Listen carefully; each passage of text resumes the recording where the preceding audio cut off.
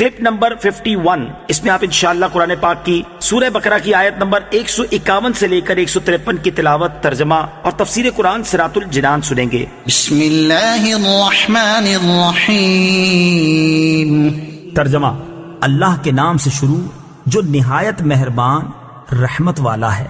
کما ارسلنا فیکم رسولا منکم یتلو علیکم آیاتنا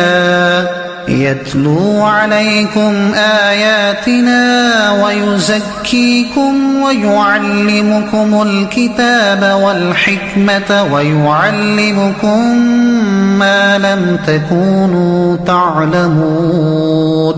ترجمہ، جیسا کہ ہم نے تمہارے درمیان تم میں سے ایک رسول بھیجا جو تم پر ہماری آیتیں تلاوت فرماتا ہے اور تمہیں پاک کرتا ہے اور تمہیں کتاب اور پختہ علم سکھاتا ہے اور تمہیں وہ تعلیم فرماتا ہے جو تمہیں معلوم نہیں تھا۔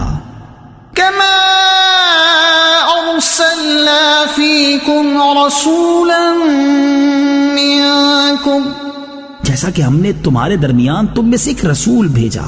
تفسیر صراط الجنان میں ہے، خانہ کعبہ کی تبدیلی اللہ تعالیٰ کی بہت بڑی نعمت تھی۔ اب اس سے بڑی نعمت یعنی حضور سید المرسلین صلی اللہ علیہ وسلم کا بیان ہے۔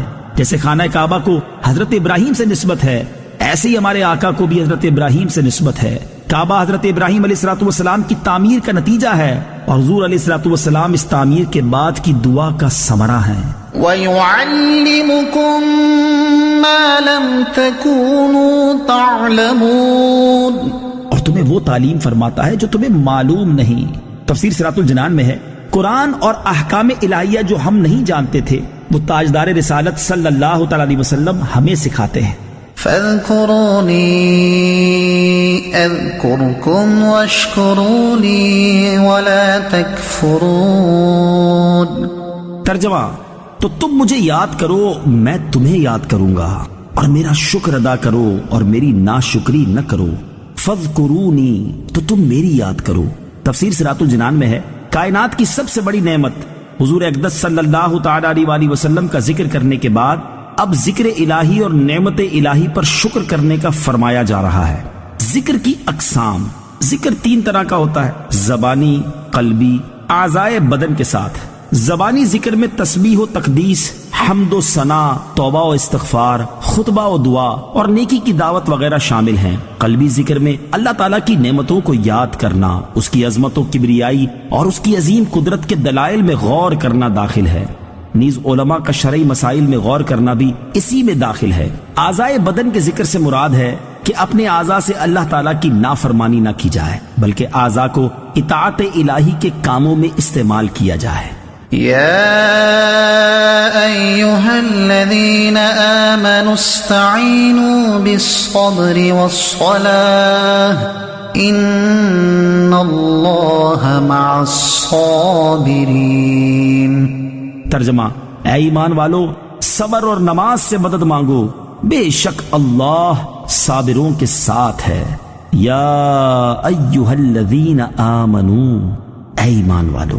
تفسیر صراط الجنان میں ہے، اس سے پہلی آیات میں ذکر اور شکر کا بیان ہوا اور اس آیت میں صبر اور نماز کا ذکر کیا جا رہا ہے، کیونکہ نماز ذکر اللہ اور صبر و شکر پر ہی مسلمانوں کی زندگی کامل ہوتی ہے۔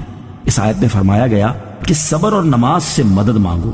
صبر سے مدد طلب کرنا یہ ہے کہ عبادات کی ادائیگی، گناہوں سے رکنے اور نفسانی خواہشات کو پورا نہ کرنے پر صبر کیا جائے، اور نماز چونکہ تمام عبادات کی اصل اور اہل ایمان کی معراج ہے اور صبر کرنے میں بہترین معاون ہے، اس لیے اس سے بھی مدد طلب کرنے کا حکم دیا گیا، اور ان دونوں کا بطور خاص اس لیے ذکر کیا گیا کہ بدن پر باطنی اعمال میں سب سے سخت صبر اور ظاہری اعمال میں سب سے مشکل نماز ہے۔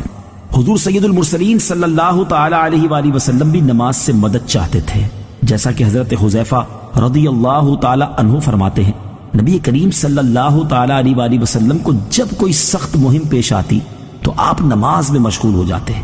اسی طرح نماز استسقاء اور نماز حاجت بھی نماز سے مدد چاہنے ہی کی صورتیں ہیں۔ ان اللہ مع الصابرین، بے شک اللہ صابروں کے ساتھ ہے۔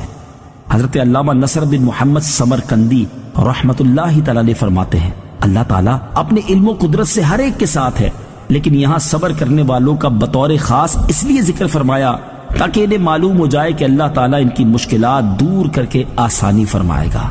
غیر خدا سے مدد طلب کرنا شرک نہیں۔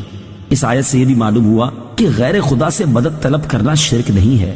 اعلیٰ حضرت امام احمد رضا خان رحمت اللہ تعالی فرماتے ہیں، خدا را انصاف، اگر یہ آیہ کریمہ ایاک نستعین میں مطلق استعانت کا ذات الہی میں حصر مقصود ہو تو کیا صرف انبیاء علیہ السلام ہی سے استعانت شرک ہوگی؟ کیا یہی غیر خدا ہے اور سب اشخاص و اشیاء وہابیہ کے نزدیک خدا ہیں؟ یا آیت میں خاص انہی کا نام لے دیا ہے کہ ان سے شرک اوروں سے روا ہے؟ نہیں، جب مطلقاً ذات احدیت سے تخصیص اور غیر سے شرک ماننے کی ٹھہری تو کیسی ہی استعانت کسی غیر خدا سے کی جائے ہمیشہ ہر طرح شرک ہی ہوگی، کہ انسان ہو یا جمادات، احیاء ہو یا اموات، ذوات ہو یا صفات، افعال ہو یا حالات، غیر خدا ہونے میں سب داخل ہیں۔ اب کیا جواب ہے آیہ کریمہ کا؟ رب جل وعلا فرماتا ہے وَاسْتَعِینُوا بِالصَّبْرِ وَالصَّلَاةِ، استعانت کرو صبر و نماز سے۔ کیا صبر خدا ہے جس سے مدد یعنی استعانت کا حکم ہوا ہے؟ کیا نماز خدا ہے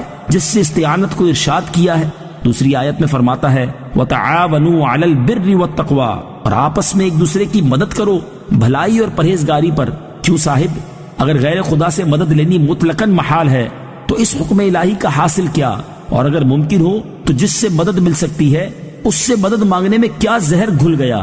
حدیثوں کی تو گنتی ہی نہیں، بکثرت احادیث میں صاف صاف حکم ہے کہ صبح کی عبادت سے استعانت کرو، شام کی عبادت سے استعانت کرو، کچھ رات رہے کہ عبادت سے استعانت کرو، علم کے لکھنے سے استعانت کرو، سحری کے کھانے سے استعانت کرو، دوپہر کے سونے سے استعانت و صدقے سے استعانت کرو، حاجت روائیوں میں حاجتیں چھپانے سے استعانت کرو۔